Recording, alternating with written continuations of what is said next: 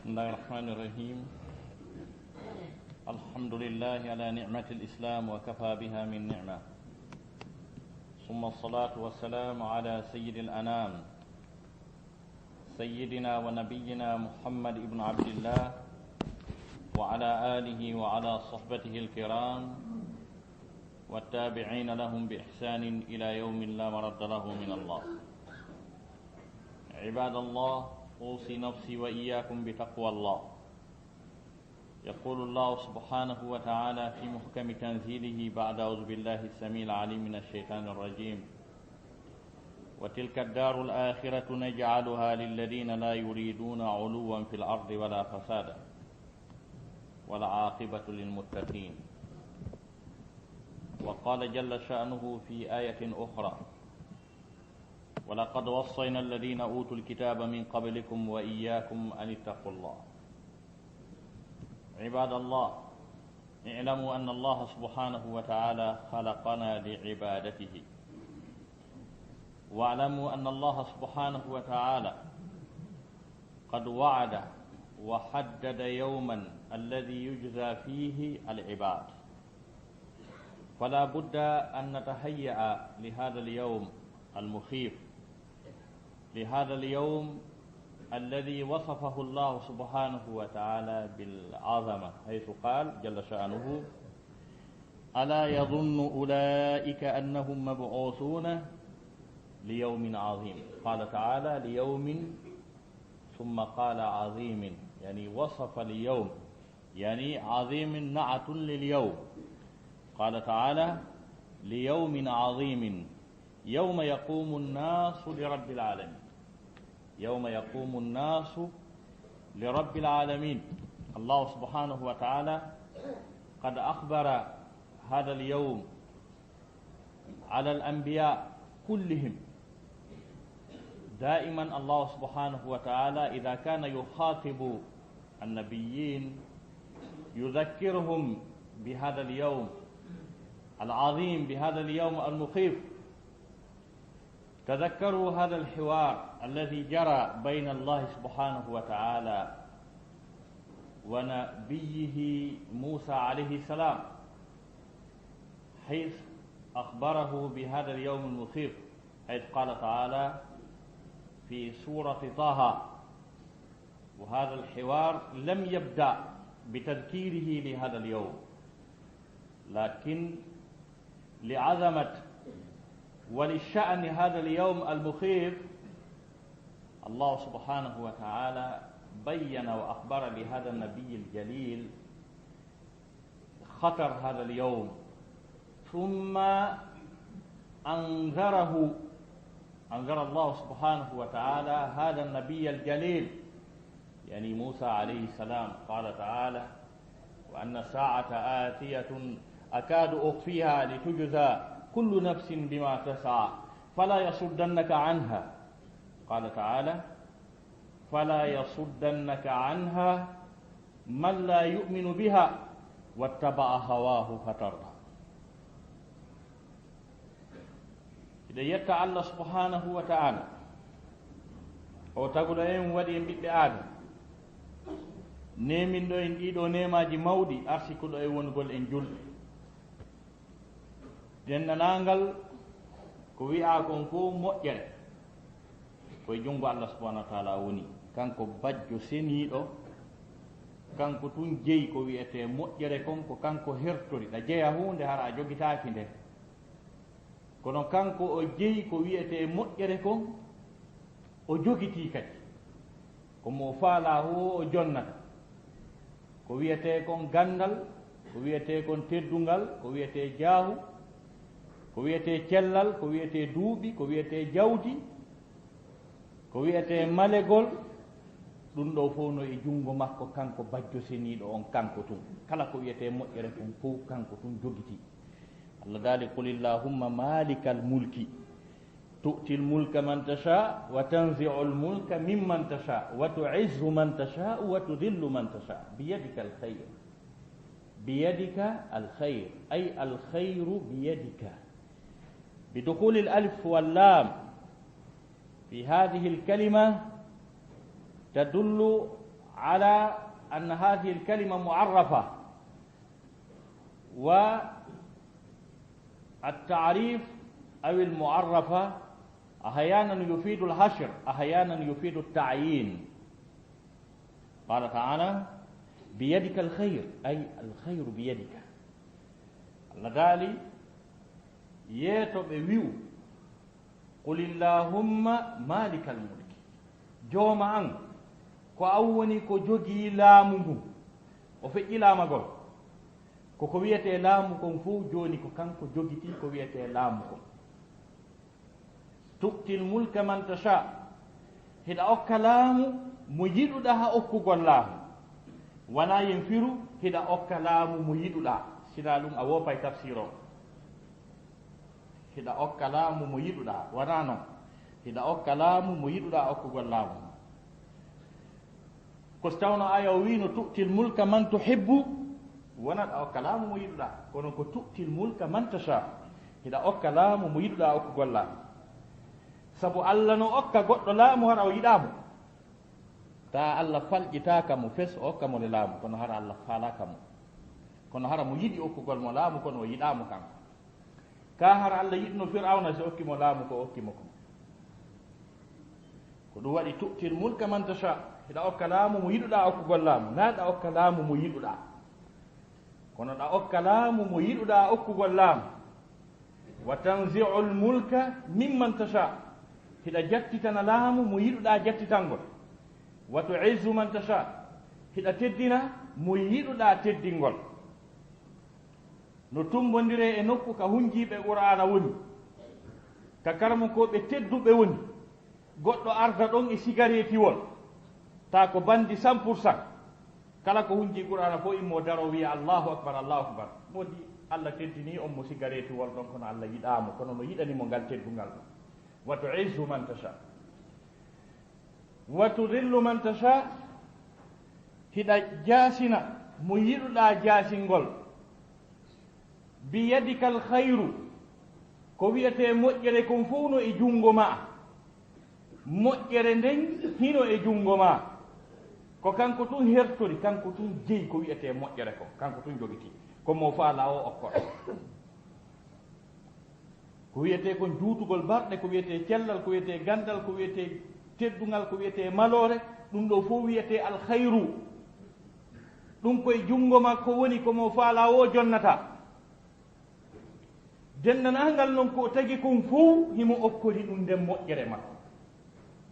ko tagi kon fopp no heɓi moƴƴere makko on khayru ko Allah wi ɗo, himo waɗani ɗum dennanangal ko o tagi kon. ko ɗum annabi Musa wiwno Fir'auna, Fir'auna faami ko o yewti kon, o tawi oɗo on si ɓe juutini ka haala o wirtotoni, o tawi si ɓe juutini ɗum ka haala kanko Fir'auna o wirtoto, o itti débat on hakkude maɓɓe few, o ɓilindiri Musa e ɓe wowlata. qala wama rabbukuma ya Musa, qala rabbuna alladi a'ta kulla shay'in khalqahu thumma hada. kombo woni jooma mon? o wi jooma amen ko taguɗo kala hunde o fewnide, mais thumma hada on ɗo wona fewnugol hunde nden faade e peewal naadowal aljanna, wona ɗum woni ko faanda ɗo. ko waɗi noon o fewnali fof faade e naatugol aljanna, ayeje ɗelle ɗe lurrata ɗe tappodirta. si tawi oɗo aya wi rabbuna alladi a'ta kulla shay'in khalqahu thumma hada, aya goo wi walaw shi'na la atayna kulla nafsin hudaha, wona ɗe tappodiri, ɗe tappodirta. jooma amen ko on taguɗo kala hunde o fewnide faade e ko nde wuurirta, sabu mum kon faade e ko nde hatto jinni kon e gurdan, o addani nde ha hewti nde meemi fiyo nde wawa wuurude. o addani yimɓe ɓen hendu ko ɓe foofa, o addani ɓe oxygéne, o waɗani liƴƴi ɗi ndiyan, o wanani ɗi ñoone no ɗi foofirta ka nder ndiyan, ha gasa irtaɗo kaaƴi molanagi ya gilɗi ley ton, ko honɗum ɗi foofata ton, ko honɗum ɗi ñamata ton, ko barɗe jelu ma lebbi jelu wiɗi ɗon ka dérangeɗaɗi ɗon, ka ko hombo tindini boboti hunkun gonto muynirte. rabbuna alladi a'ta kulla shay'in khalqahu thumma hada. Fir'auna tawi oɗo ɓe wata naɓitude e haala,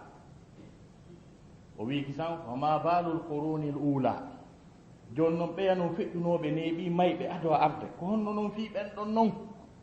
hande o itti hakkude maɓɓe qala ilmuha inda rabbi علمها أي علم هذه القرون الهاء تعود إلى القرون قال علمها عند ربي في بنن كجوما وأتنا لفرعون كوي هونتو ويم في كتاب وأتنا لك فرعون ويا عاد النبي وجند مجرين جومما لا يضل ربي ولا ينسى قال علمها عند ربي في كتاب la yadillu rabbi wala yansa fi ɓen ɗon onno ka jooma an e nder deftere jooma an majjirtaake o yejjitatake jon noon ko ɗin noon moƴƴereeji fof kun kala ko foofata e ko ñaamata e ko yarata e ɓiɓɓe ko heɓata e arsikaaji mum fof woni ko taguɗo on okkori kala ko o tagi kon fof o inni walakinna allaha du fadlin ala alalamin Allah subhanahu wa ta'ala ko joomiraɗo moƴƴagol ko joomiraɗo dokkal ko joomiraɗo yurmingol alal alamina e dennanangal tagi ko ngu fof man kun kala kadi o waɗani ɗum magasangu muɗum kanko tun kafida e kuma a kafida e hay hunde e ko Allah tagi kon fof espèce ji ɗin fof woni colli ɗin woni ñuuƴi ɗin woni liƴƴi ɗin ka baharu woni leɗɗe ɗen woni jinnaji ɗi woni ɓiɓɓe adama on magasin mum ma kum e code ma on e numéro ma on fof no waɗa nokkum gotum ko an tun jeeyi ha ñande mayɗa hay hunde hewtata ɗon Allah daali wa in min shay'in illa indana khaza'inuhu wa ma nunazziluhu illa bi qadarin ma'lum ala hay e hunde ko taga ko gasa ko foofata ko haton jinni e ñaamete e wuurugol si wona meɗen jogani ɗum magasan mum on gaaɓe min tippinanta ɗum kadi ber ko ñaamata kon ber si wona ko eɓɓa wa ma nunazziluhu illa bi qadarin ma'lumin min tippinanta ɗum foofaango mum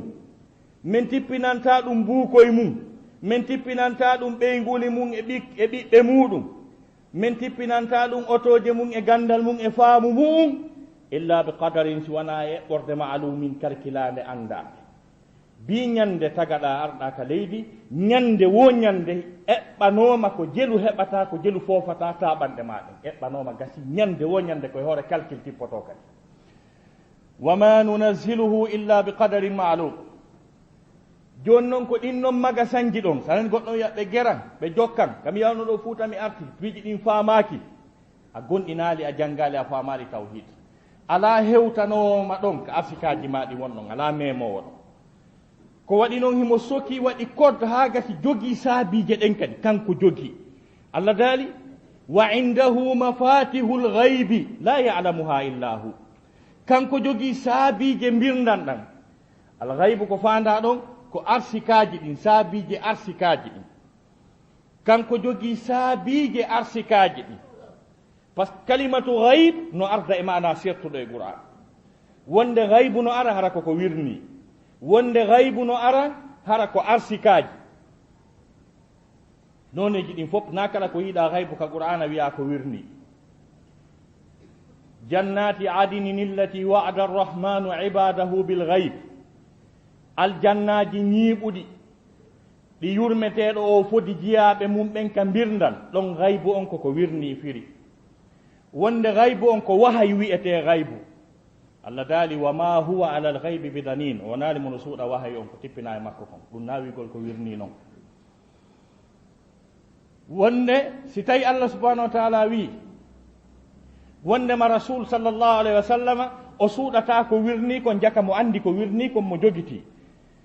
si tawi noon aya goo wi'i wondema simo anduno ko wirni qul law kuntu a'lamu al-ghayba hara miɗo anduno ko wirni ɗano wa ma huwa ala al-ghaybi bidanin a anday ɗum na wirnan gotal so wi o huncitanta ko tagi kon fof ko wirni kon o wi siwana ɓeɗo alimul ghayb fala yuzhiru ala ghaybihi ahadan ko kanko woni ko andi ko wirni kon o huncitanta o hollata mbirnan makko ɗan hay e gooto o wi illa man irtada min rasulin si wana ommo o wela immorde e nelaɗo andu haray gaybo o changeay automatiquement ko fanda ko wonta joni wahay illa man irtada min rasulin si wana ommo o wela immorde e nelaɗo on ɗon kadi so jonnimo wahay on ɗon ha gasi gaybo on ko spécial fi makko disposition no ƴetta fiita goɗɗo go memu wahay si wona ber ko hollaɗo illa man irtada min rasulin fa innahu yasluku min bayni yadayhi wa min khalfihi rasada o waɗanaymo malaikaji gardiñeji yeeso e malaikaji gardiñeji ɓaawo wata wippo wahay ko ari e makko kon ha o yettina fi hon ɗum liyalama an qad ablagu risalati rabbihim ko fi yo allah fellitu laaɓanamo pos wondema bel koɓe jonnano kon ɓe yettini wujjaka jattaka ko ɗum ɗon mbimana on haybu ɗon ko wahay wi'a ko on haybu ɗon kadi allah wi wahay kadi bimana ka suratu takwir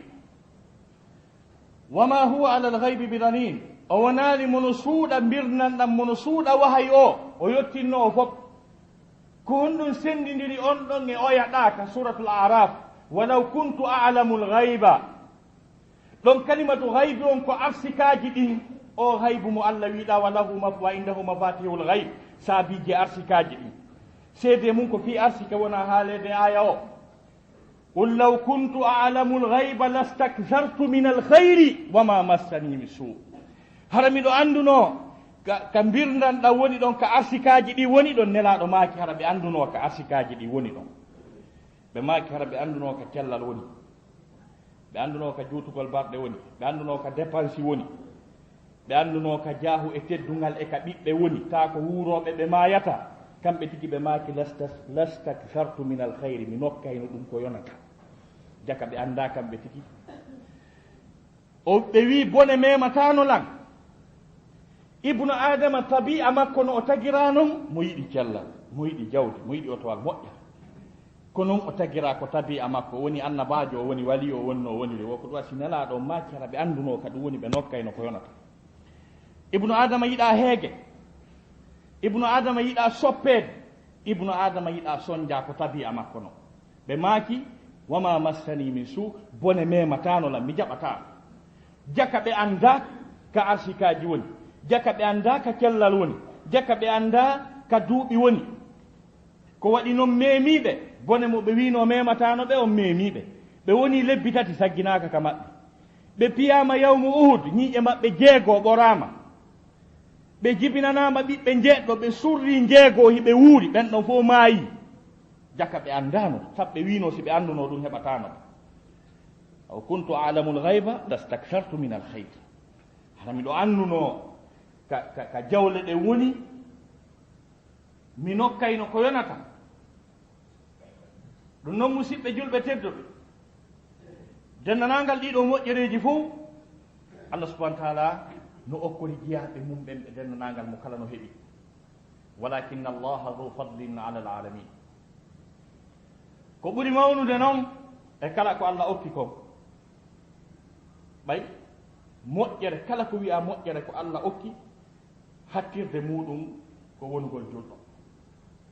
ana moƴƴere wonde ɓaawo wonugol julɗo bone e kata e nambara ala ko hewti wonugol keefeero ko ɗon hatti allah noon daali ngal peewal kadi wonugol julɗo wi kanko jeyi kanko jogiti allah daali huwa ahlu taqwa wa ahlul maghfira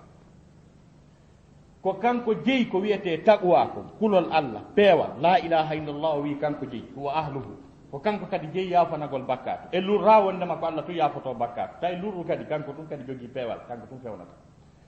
huwa ahlu taqwa wa ahlul maghfira ko ɗum wanno ñande heeferaɓe ɓen e julɓe ɓen faalano nangodirde ɓe piira ɓe lannidira festay mo kala ɓernde mum no ƴawi taguɗo o wi on guere ɗon o laattako sahabaɓe goo moni ko hanno piire sifano ardi noon ka sortu fate no daali nde ñande guere o waɗata sabu noon hiɓe jilli wonɓe arɓe piirugol ɓe wardano jilli ko ɗum waɗi si allah daali law tazayyalu la adabina alladina kafaru minhum adaban alima hara ɓe sendodirno nde ñande o wi kanko tigi mo falno nde ñande halkugol bandi kono tawi ɓe jilli kon ɗum firi law tasayyalu kon ɗum ɓe jilli heeferaɓe darinoɓe nden ñande ɗon ɓen no wi ma piire tawino e maɓɓe dariɓe ɗon ɓen nden ñande silmoɓe ko julɓe kono duuɓi ɗin hewtali kaɓe silmata ɗon Allah no andi tawi woɓɓe no dari ɗon heeferaɓe kamɓe ɓe julɗata aduna kono no ka keeki maɓɓe julɓe ɓe jibinaka taw Allah wi ɓen ɓe waɗatake ɓeeɗa yaltali Allah wi so tawno ɗon sendodirno en famodirayno kono ɗon jilli ko ɗum Allah subhanahu wa taala nden ñande Allah daali o longini gonɗinɓe ɓen konngol la ilaha illallah muhammad rasulullah o wi ko wan noon ko kamɓe hoddiranagol kamɓe ƴeygol wa alzamahum kalimata taqwa wa kanu ahaqqa biha wa ahlaha Allah longini ɓe la ilaha illallah Allah daali ko kamɓe wonno ko handidi e maggol ko kamɓe kadi hoddiranogol kamɓe woni joom maggol ɗum noon kala ko wi'a kon fof moƴƴere ala moƴƴere ɓurde la ilaha illallah muhammad rasulullah nde yetta Allah subhanahu wa taala e dow on nemo makko mawɗo ɗo yamira hoore am musidɓe julɓe tedduɓe mi yamira on onon kadi hulugol Allah ko wannon hulugol Allah ngol ɗum ko jeeya ɗum e ko ɓuri mawnude e diina kan ko yimɓe huluɓe Allah ɓen woni ko Allah subhanahu wa taala hertinani galleji ɗi laakara kala neɗɗo mo ala kulol Allah o ala suudu laakara Allah subhanahu wa taala o daali wa tilka daru l'akhiratu naj'aluha lilladina la yuriduna uluwan fi l'ardi wala fasada wal aqibatu lilmuttaqin Allah daali ɗen galle laakara dey o mahaniɗe o maraniɗe ɓen ɓe fandaki townitare e bewre ka hoore leydi ɗo ɓe heɓiraali ɗo gandal fii yoɓe bew ɓe laamoraaki fii yoɓe bew ɓe heɓiraali jawdi fii yoɓe bew ko yimɓe neetinooɓe tippitiiɓe yankinaniiɓe taguɗo on yankinanii tagoore nden Allah daali wal aqibatu lilmuttaqin battane moƴƴe ɗe e wonanii huluɓe Allah ɓe e aya goo tilka uquba alladina ttaqaw wa uquba alkafirina annar nde werte ɗo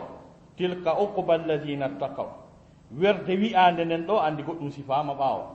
mathalul jannati allati wu'ida almuttaqun ukuluha tajri min tahtiha al anhar ukuluha da'imun wa dhilluha tilka uquba alladina taqaw wa uquba alkafirina annar Allah daali misal aljannaji ɗi Allah subhanahu wa taala fodi huloɓe Allah ɓe yonino ɗon tun ka ando aljannaji ɗin ko huloɓe Allah ɓen jeeyi mathalul jannati allati wu'ida almuttaqun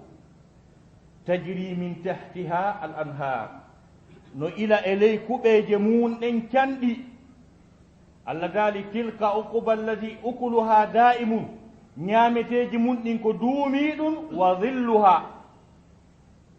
waaw on ɗo ko atufu e ko woni ɓaawo ko évitugol wiigol wa dhilluha da'imun ukuluha da'imun wa dhilluha no as wiyama ukuluha wa dhilluha da'imun ukuluha da'imun wa dhilluha hara ɗa nana arabu tagol on si wooli a taway ibnu adama wata wolirde ni sabu Allah no wawi yewtude ukuluha da'imun wa dhilluha bimana ñaameteji mun ɗin ko duumi ɗum na ko lannata ɗowdi mun ndin kadi men kadi ko duumidi na ko lannata ɗowdi e ley ɗowdi no wirno noon cheikh abdoulhamid kushk mo fira aya ko Allah subahana taala wi dhillan dhalila ɗowdi ɗowdinaadi ko waɗi noon aljannaji ɗin kala ko wiya aljanna kon fof yaasi mum on fof muɗum ko wiyete nangue ala nangue ko tampinta ala la yarawna fiha shamsan wala zamharira ɓe yiyata toon nangue aljanna o yaasi mum fof ko ɗowdi sa naati noon e nder suudu noon wonta noon ɗowdi ɗowdinaani kadi qur'ana wi ukuluha da'imun wa dhilluha tilka uquba alladina ttaqaw ko ɗo woni battane hoɗo ɓe yimɓe hulɓe Allah subahana taala wa uquba alkafirina annar battane yedduɓe Allah ɓe ko yiite heewi ayje qur'an ɗe tawata départ majje ko sifa noon ta ko huluɓe Allah ɓen oɗo aya no ari sorto ra'ad omo jannguɗen ɗo Allah dalika suratu muhammad مثل الجنة التي وعد المتقون تجري من تحتها الأنهار مثل الجنة التي وعد المتقون فيها أنهار من ماء غير آسن وأنهار من لبن لم يتغير طعمه وأنهار من خمر لذة للشاربين وأنهار من عسل مصفى كل ودين قل كل الله وما قل على كادو دينا كل واسي الله هوتي درني كل الله قل دين نانغال مفتي فو كلا مفتي e annabaɓe mum fof kañum kadi no mari programme taqwa o kono Allah daali ka suratu nisa walaqad wassayna alladina utul kitaba min qablikum wa iyyakum an ittaqullah dennanangal mofte feƴƴunoɗe ɗen fof ɗe annabaɓe e defte tippi e mum me winoɓe ɓe hulo Allah a onon kadi men mi yetti kewɗum ɗum noon musidɓe julɓe tedduɓe anden Allah subhanahu wa taala ko tagiri en ko fiye rewmu anden kadi noon himo happi ñallal kandin joddi yoɓe ka o moɓidirta dennanangal ko o tagi kon fof nden ñande o ñaawa ɓe o jonnitamo kala e muɗum joddi golle muɗum ko ñallal noon hawningal hakke maako fii maggol hawni ko tawata taguɗo on e hurɓinagol mo e hawnagol fii hakke makko kanko Allah o haawi ke goɗɗum o wi goɗɗum no mawni Allah si wi goɗɗum no mawni hara enen feƴƴani en enen mawnugol ɗum ɗo Allah daali ala yazunnu ulaika e hara ɓe anda e hara ɓe fellita annahum no kamɓe mabu usuna ko ɓe immintinteɓe li yawmin e ñallal azimin mawnugal ñallal mawnugal no yawma yaqumu nnas ñande dennanangal yimɓe ɓen fuu immoto daro li rabbil alamina yeeso jeyɗo tagi fof lorsque les hommes se tiendront debout devant leur Seigneur ñande dennanangal yimɓe ɓen fuu immoto daro yeeso o taguɗo Allah subhanahu wa ta'ala daali ngal ñallal ngal hawni ngal hurɓini jiyaɓe Allah ɓe heewa e Qur'an ko Allah yewtata goɗɗum jiyaɗo yewta Allah subhanahu wa ta'ala jaabomo o accay tum feƴƴa kono daare Qur'an kala ko yowodiri e ummital e fii darngal no o wowliri goɗɗo yeddi o woolay kadi nde o haaluno fii darngal tum heeferaɓe ɓen ngalɗin kinni wi ɗum no wawi wonde o jaabino ɓe Qur'ana wi a ida mitna wa kunna turaban dhalika raj'un ba'id ɗum no wawi wonde tuma men maayi men wonti leydi ƴiye ɗe wuɗi awa he si ɗum waɗaya ɗum ne ɓayi dhalika raj'un ba'id andi ko yeddirgol alhaali dhalika raj'un ba'id Allah jaabi lidalik qad alimna ma tanqusu l ardu minhum wa indana kitabun hafiz minen ɗum mettanamin fi si tawi ɓe wuɗi ɓe wonti leydi taggitugol ɓe o wi ɗum satanaɓe qad alimna ma tanqusu l ardu minhum min andi ko leydi ndi ñaami e maɓɓe ko leydi ndi ñaami e maɓɓe ay ko leydi ɓe wi ñaamiɓe minen meɗen andi mo kala e maɓɓe ko leydi ndin ƴetti e mum ko beru sukunu ɗum ko leydi ndi ñaami kon beru peɗali ɗin beru teewu on beru ƴiye ɗen Allah daali meɗen andi beru ko leydi ndi ñaami em ɗum mettanamen fi ko wigol to leydi tutti ko ñamuɗa kon joni ɗum mettanamen fi e si me wi yo leydi ndin tuttu leydi ɗin janfike ndi tuttali fof o wi a beru ko ñaama kon no windi wa indana kitabun hafiz beru ko leydi ndi ñaami kon no enregistra si leydi ndin tutti janfike darete ka deftere ɗon est ce que oɗo moodi Mouhammadou kaarijo feƴƴinnoɗo ñalade kaarijo leydi ndi ñaami mo duuɓi guluuji tati est ce que leydi ndin tuttimo o fof hii leydi ndin tuttimo o fof kono mo luttiri leeɓum gootum deftere nde wiya leeɓum gootum no windiɗo mi yaali kon taw Allah wiya leydi no lutti leeɓum qad alimna ma tanqusu l ardu minhum wa indana kitabun hafiz min andi ko leydi ndin ɗuyti e maɓɓe ko meɗen jogii desa deftere ka windi ko leydi ndi ñaami e maɓɓe bal kadabu bilhaqqi lamma jaahum wa hum fi amrin marid afalam yanduru ila samai fawqahum Qur'ana wi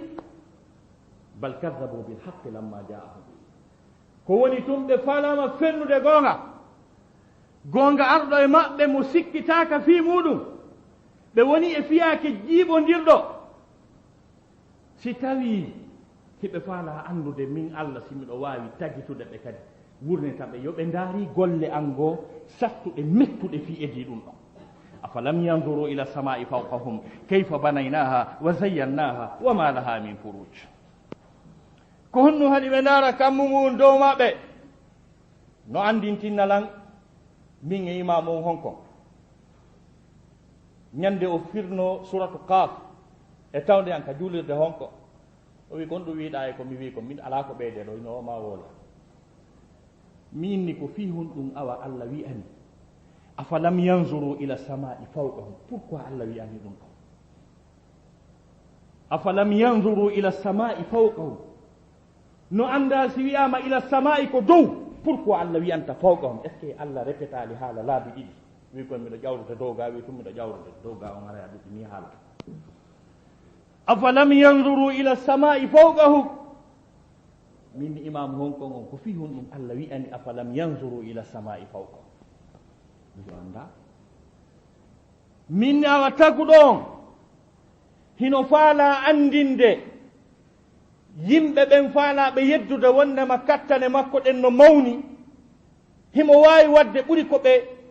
ko ɓe faala wiide kon himo ronka waɗugol o jonni ɓe misal e kammu ngun fi honɗum fiwata mettamɓe fi yi'ugol sa wi hiɗa wawi goɗɗum wata wi awa yahe ɗaɓɓitoyon ka tumbere waafu fetere no ley ton so yi o yi ton on anday miɗo wawi ɗon welanaɓe fi kono noon ɗoɓe tigguiɗo ɗo ton afalam yanzuru ila samai fawqahum haɗi ɓe ndaara kammu ngu haɗi ɓe ndaara kammu ngu wata ɓe jiɓo ko honto kammu ngu woniri ko ɗaɓɓitoyte ɗum to Allah wi fawqahum wattun ni dow ma ɗo kala ka woni e nder aduna o yo wanni tum naha wonɓe New York ɓe wiyata Allah wi yomen ɗaɓɓudu kammu men ar Conakry wonɓe Conakry ɓe wiyata Allah wi yomen ɗaɓɓudu kammu yomen yaw Cape Town South Africa mo kala ka won ɗon Allah wi yo wanni tum afalam yanzuru ila samai haɗi ɓe ndaara kammu ngun ɗo ɓe wi ko hontono woni Allah wi fawqahum wanni tum yako dow ɗo taki a yi'ay minni ko ɗum Allah wi andi ɗum afalam yanzuru ila samai fawqahum kayfa banaynaha ko honno men mahiri nguu par ce que kammu ngun no dolni no mari épaisseur ji molanaɗi ko milliers ji tonnes ji janɗe milliers ji tonnes ji siman woni ko waɗirte kammu ngun si tawi ko estimé no gollirten noon ka haqqille meɗen ko épaisseur njano Allah subahana taala daali wa jaalna fawqakum sab'an shidadan jeɗɗi dolnuɗi sattuɗe e aya goo sab'a taraiqa ɗagge jane molanaɗe sattuɗe ko ingénieur ɓe honɓe waɗi plan on ko alaji honɗi ƴawra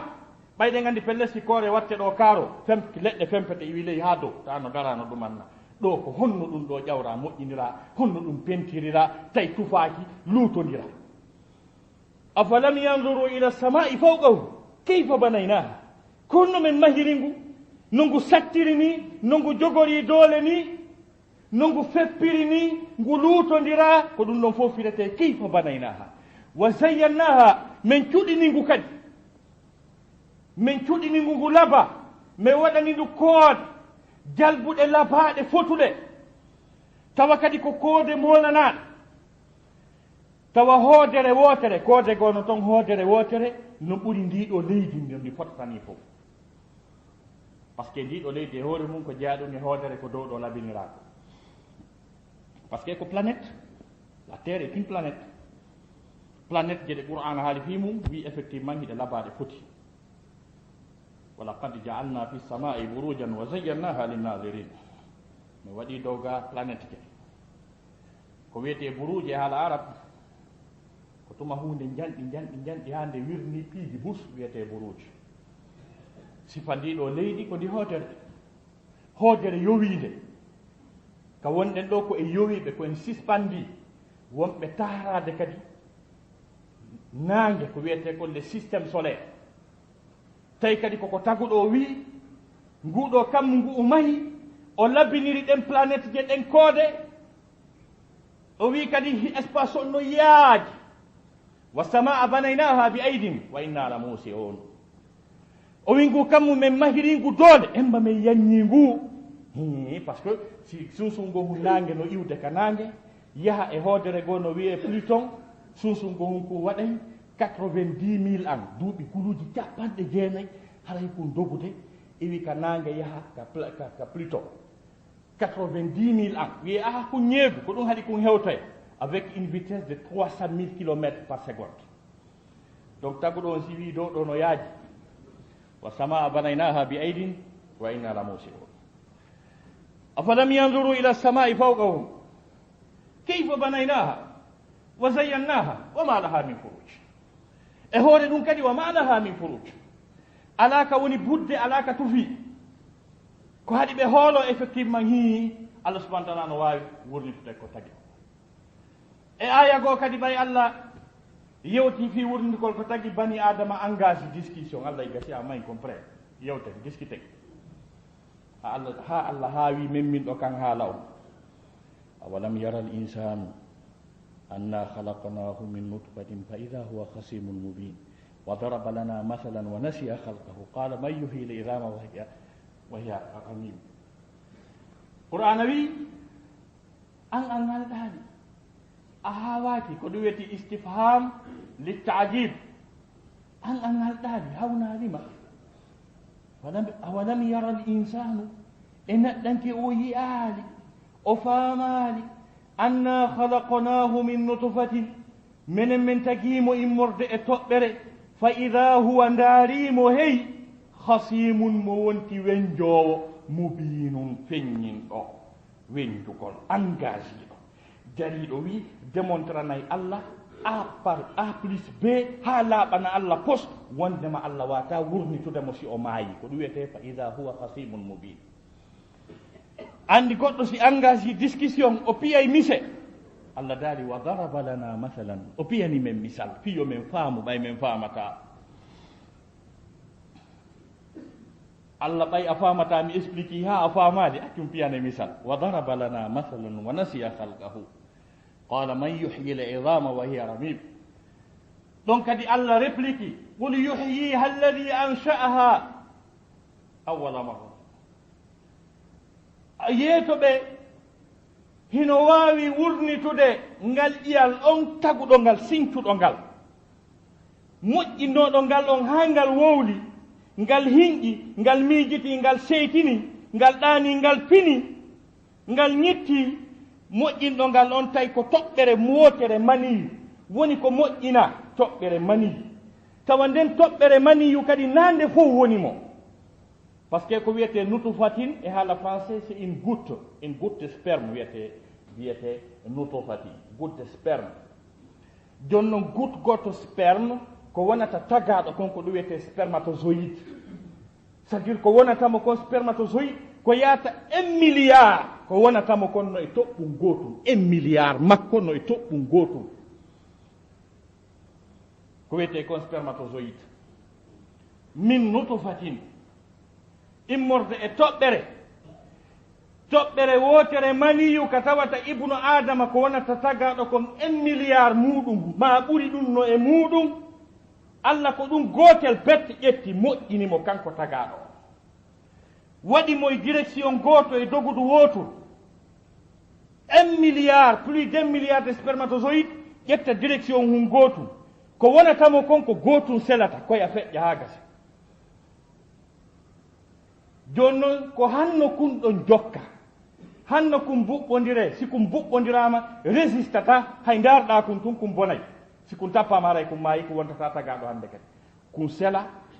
ɓay kum seli hanno kum buɓɓoyo kadi kum ari kum dari ka Allah wi ɗon kum forma ɗon ha Allah tigi on opération ɗon o hawima. alam nakhluqukum min ma'in mahin faja'alnahu nutfatan fi qararin makin ila qadarin ma'lum fa qadarna fa ni'mal qadirun. Allah daali mi tagali on immorde e ndiyam lowɗan dogojan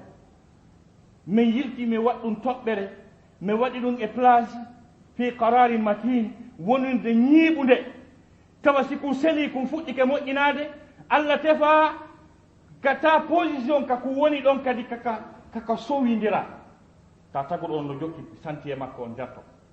yakhluqukum fi butuni ummahatikum khalqan min ba'di khalqin fi dhulumatin thalas. mo tafa on ka nder rengaji yumma mon en tagu e ɓaawo tagu e nder niɓe tati e nder sakuwoy tatoy zulumata na niɓe saakuhoy tatoy mo moƴƴineede mo tafeede nder ton toɓɓere nden si de woni ɗon taggu ngun fuɗɗama ko fii qarari makin taggu ɗon haccitaaka si debbo on no ajji ma si mo hippi ma si mo dogude ma si mo seytini changata position bonnata programme on ɗo nder ton ko ɗum wiyete fii qarari makin fa qadarna min eɓɓi beru oxygéne ko ƴettata ɗon kon min eɓɓi beru fer ji ɗi o ƴettata ɗon ɗi min eɓɓi beru kala ko wawata wonde ɗon kon e tammo wonata ɗon on fof min eɓɓi haa gasi min yiltoyi min waɗi ko wiyete cellule kulloye milliard hoy ko wonatamo kon ko ɗum ɗo monsieur Lissouba haawino monsieur Pascal Lissouba le célèbre microbiologiste jannuɗo hay Porto on fannuɗon ɓen ko ɗum ngalɗima e microbiologie on ko fof wi ko wiyete kon la différenciation cellulaire ko wiyete différenciation cellulaire ko nde tagaɗo on no moƴƴino kulloye milliard ji sorto koye ɗon hammira ka gite wonta gite ɗen kulloye milliard ji sorto hammira ka peɗali wonta peɗali kulloye milliard ji sorto hammira ka noppi wonta noppi ɗin o wi kulloye milliard ji no dogude ɗum ɗo wata ko exprimade ko kulloye milliard ji jelu woni e nder sakuhoye tatoy kon kala no dogude hammira to fokkitogoy koy ka noppi fokkitogoy koy ka kine buɓɓodirta e makkoy koye fayata koye hammira to o wi on processus ɗo régilo ha moƴƴa wono ngalɗinimo allah daali fa qadarna min eɓɓi fa ni'mal qadiruna meɗe wawi eɓɓude qur'ana wi awa ko kanko fuɗɗinoɗo ɗum ɗon on wawi ɗumannade jonnon ngal darngal ko ngal laruri ngal daroto taguɗo on desidi wonuɗo fi yeddugol ngal wo jaaboto wano allah daaliri noon ka suratu nahal réplique gol kadi darotoɓe yedda fi darngal allah daali wa aqsamu billahi jahda aymanihim la yabasu llahu man yamut ɓe wondiri allah hattirde wondore maɓɓe nde jaka heferaɓe makka ɓen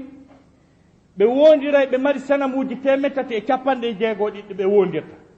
jaka si sofi netti dernier wondore maɓɓe nden ko si ɓe wi billahi jaka si hatti kefero makka hatti net woni gonga ko billahi o wiyata ko ɗum wasi allah daali wa aqsamu billahi jahata aymanihim ɓe ala wondore ɓuuri am min kadi ore ko ɓe yeddinmi ko wa aqsamu billahi jahda aymanihim ɓe wondiri allah hattirde wondore maɓɓe honɗum la yabasu llahu man yamut allah wawata wurnitude ko maayi o wawata qala bala wa'dan alayhi haqqan bala si tawi woni wa aqsamu billahi jahda aymanihim la yabasu llahu man yamut woni bala an firowo on sa haqqilade an haadde joni taggorɗengi probléme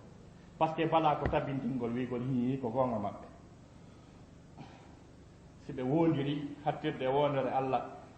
wawata wurnitude ko maayi a wi bala ko haqiqa ma yettoɗa men ko haqiqa hombo woni ɗon no wasi qur'ana wi in tatuba ila llahi faqad sagat qulubukuma si ɓe tuubi ɓe ruttike ka allah haara ɓerde maɓɓe ɗen oñike o waymo tuubi ruttike haara ɓerde mum ne feewi o ñaaki wonle ko noon allah wiiri ɗon in tatuba ila llahi son tuubi o ruttike faade allah waɗe ɗum yo ko ɗum duwa ɗo wadde ko waɗi noon faqad sagat qulubukuma ɓerde mon ɗen oñike waɗe ɗum ko noon firirte wa aqsamu billahi jahda aymanihim ɓe wondiri allah hattirde wondoje maɓɓe ɗen la yabasu llahu man yamut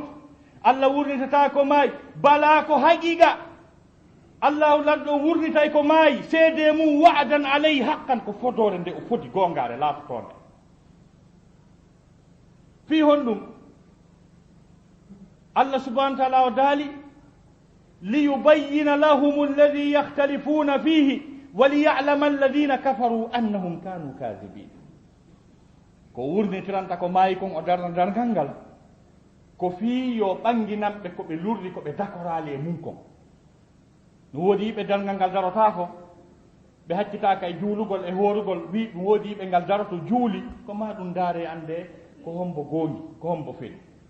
liyubayyina lahum alladi yahtalifuna fihi waliyalama alladina kafaru annahum kanu kadibin ɗum ko feccere feere ala ma dargal ngal daroɓe قولوا قولي هذا واستغفر الله لي ولكم جميعا استغفروه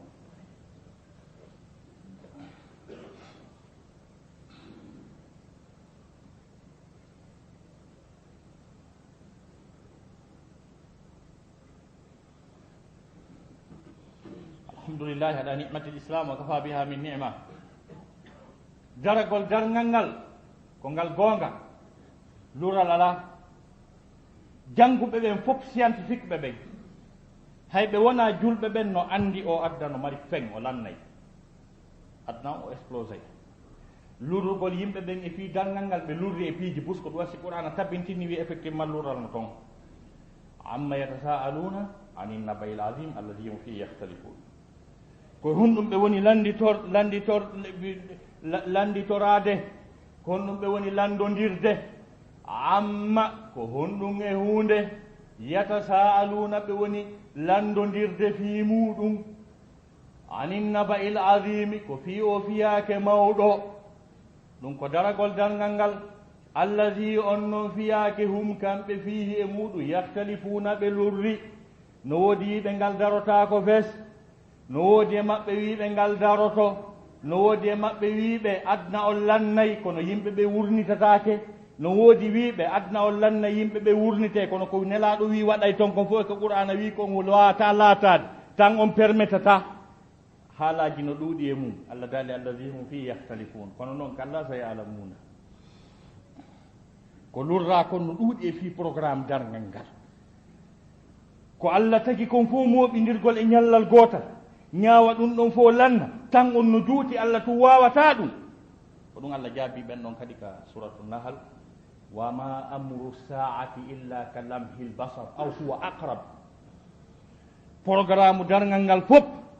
ñalande nden e adotoɗo ñaawede on eno ñawirte noon e systéme ji aroji ɗin fof e informatique arowo ɗon on kañum e caméra ji ɗin kañum e satellite ji programme aɗi ɗin fi mum programme ƴettaɗo on fof muɗum programme dargal ngal wa ma amru saati illa ka lamhil basar aw huwa aqrab programme ƴettanoma ɗum ɗon gasino tafi ɗum ɗon maapi ko spécialiste o régulino fi muɗum joni noon scientifique ɓe ɓen fof no andi adna on no mari feng o lannay wigol noon ko pii amma no moɓoygo yimɓe ɓe ñawaɓe ko ɗo woni buy fotta kono adna mo wonɗen ɗo o lanna o explosé no allah waɗirimo noon ko explose o ko fi honɗum ko yiite huɓɓa ha huɓɓi woni yiite net ndiyam waɗa ɗon lare leydi waɗa ɗon koye hoore ɗon dari ɗen karmo koyen garanti ala ɗon ɗum fetta ñande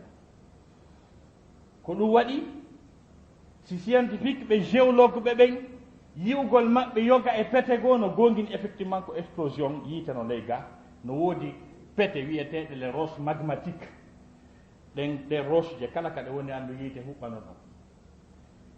joni noon ɗum no nder ton joni noon énergie wulɗo kala ko wiyan gulendi kon fof kadi no yowa dow ɗo ɗen no poñci leydi ndin directement heno suddira cuddi wi tekkungi no wiye la couche d'ozone joni noon alhaali on ko honto woni ko ngin cuddi wi tekkungi ngi tawata ko ngi wirni wata ngulendi nangue ngen adresse ka planétaire explosa par ce que ñande ngulendi nangue ngen tigi tigi naati direct fonsi ta ko fotata beruwa ko heewata hunduko ñuundi addan o planétaire o huɓɓay o lanna nde wotere wonata e nder seconde goto haray no neeɓi explose gol adnan ko en une fraction de seconde si rayon solaire on ponci planétaire on explosion o ko nde wotere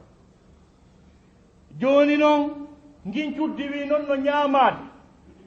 nangue ngen no natirde seeɗa seeɗa ko ɗum woni wulnude planète o joni noon si tawi ɗo wuli ɗo tun wuli moƴƴa ko ndiyan ɗan ley ga fatata si ɗan fati ko yiite wonge nder ton nge directement nangata huɓɓa nde wotere ko ɗum waɗi allah subahana taala ko explique ko lannugol adna on no yaadi e théorie ji conception scientifique ɓe ɓen fi lannugol adna par ce que si tawi tun kammu ngun huncama lanni wa ida sama'u kushitat tumane kammu ngun suddita nangue ngen direct yiidi e leydi ndi haray ko planète je ɗen kala ko yowino ko wonno tarade e nangue ko ɗum huɓɓata explose nde wotere ko ɗum allah daali wa idal kawakibum tasarat mande koɗe ɗe yowti joni noon si ɗum waɗi si tawi tun nangue naati direct ko ndiyam wonɗan ley ga ɗan huɓɓata fata nanga baharuji ɗin fof ko ɗum allah daali wa idal biharu sujjirat e aya goo wa idal biharu fujjirat e aya goo haɗa gurnal ala karama koye jonnon ɗum ɗon noon no programme no yaade hino jokki ko ɗum waɗi scientifique ɓen no andi adna no mari feng o explosé ko ɗum sowno kala ɓe ndaaray no nangen no couche d'ozone o woni ɗuytorade noon no planète o woni sofirde noon ɓe programme ɓenna 2000 hunde kaari waɗay kono nde tawno tun Allah subahanahu wa taala programme explose gol lannugol adna on ko programme makko kanko tummo hollali hay goto a kaadu fiha li tujza kullu nafsin bima tasa ko ɗum hatti scientifique ɓe ɓen anda jonno ngal ñallal ngal sabba ko sabu ronkugol andude yimɓe ɓe ngal ñallal hoolo ko feƴƴoyta ɗon kon ko waɗoyta gon ko ɗum naadi yimɓe ɓen e bewre e geddi e jamfodirkon kala mo golliɗoɗa o jamfoma wujje so ñawri ko yoɓitata aduna par ce que o anda ɗum waɗoyey daroyte yeeso ɗon ko ɗum addi yimɓe yo ar fusa butikaji yimɓe ƴetta ko faala kon sunna ko lutti kon ko ɓayɓe anda ɗum daroyte lahara ladali awalam ataw ala alqaryati allati umtirat mataru saw awalam takunu yarawnaha bal kanu la yarjuna nusura ɓe jortaki moɓede ɓe jortaki moɓede moɓoyede lahara golle ɗe ndaare buy hoolaki ɗo nde Allah subhanahu wa taala yewtuno fino heferaɓe lorrirte no ɓe leftirte ɓay lefti ɗen tiiɗi ha Allah tigi seydna Abdullah ibnu Abbas o wi komi jenti Allah kon fof mi yaali kaw ñaaɗi ka wooli konnguɗi ɗi ɓaddondaari yurmede ha hewti ko wooli ka surat nabay ko Allah itti pelore ndege makko wi ko kamɓe woni responsable qur'ana wi inna littahina qur'ana wi wondema yiite jahannama o inna jahannama kanat mirsadan littahina ma'aba labithina fiha ahqaba la yarawna fiha bardan wala sharaba illa hamima wa ghassaqa jazaan wifaqa innahum kanu la yarjuna hisaba wa kadhabu bi ayatina kidhaba wa kulla shay'in ahsaynahu kitaba fazuqu falan nazidakum illa adaba none manna lette ko Allah hebilani ɓe kon fof ha gasi seydna Abdullah ibnu Abbas o wi Allah wuulali konngol hulƴiningol woɗɗitingol e yurmede makko ɗe ha hewti tuma nde uni yimɓe nder yiite jahannama tawi lette ɗen no muusi ha gasa ta ko wiyata ɓe kadi fazuqu falan nazidakum illa adaba wone nder to lette ɗen sunna on ɓe tampina on ko neɓuɗon ɗon min ɓeydanta on kadi wona lette seydna Abdullah ibnu Abbas o wi dañande yurmede nden mbaɗaki mo mette lette ɗen yo ɗe memo min ɓeydanta on kadi si wona lette ko waɗi noon innahum kanu la yarjuna hisaba ɓe hoolanoki ɓe karkilante ɓe ñawante ɗum noon musidɓe julɓe tedduɓe waɗɗike en goɗɗingol ngal ñallal hawningal ngal tawata bone maggal no meemi wonɗo wowon ladali yawman kana sharruhu mustatira ko ñallal ngal bone mum huuɓiti tawa no siforɗa o a anday ngal darike ladali fa kayfa tattaquna in kafartum ko honno gerdoyton noon si tawi on yeddi ko honno noon gerdoyton ha daɗon dandon hoore mon ñallal fa kayfa tattaquna in kafartum yawman yaj'alul wildana shiba ñallal waɗowal pay koye booboy koye yeddali Allah ha hande koye ala dossier koye ñawatake sattede ñallal ngal tampina koye hula koye soñdo ha koye maɓɓe furɗira wa kaydiri danere rawna peñ Allah daali mo bonna ha hande si huuli ha sukunu makko ndu rawni o furɗi Allah daali an dariɗo ɗon deññande ɗa bonni ko onno gerdata fa kayfa tattaquna in kafartum yawman yaj'alul wildana shiba Allah daali assama'u ngu kammu e hoore mum ngu bonnali Allah ha hande ngu yeddali mo sabu dargal ngal probléme dargal ngal kammu ngu hula ha seeko assama'u munfatirun kammu ngu seeko bi alba'u ba'u sababiyya hi alhaw yaudu ila alyawm kammu ngu seeko bihi sabu kulol ñallal ngal sabu kulol dargal ngal kammu ngu hula ha seeko bobo hula ha furɗa kammu hula ha seeko bonna hay hunde Allah daali an noon dariɗo ɗon deññande ɗa bonni gerda honno waɗɗike en rentagol e ngal ñallal hebilanongal kulol Allah e peewal allahumma arina alhaqa haqa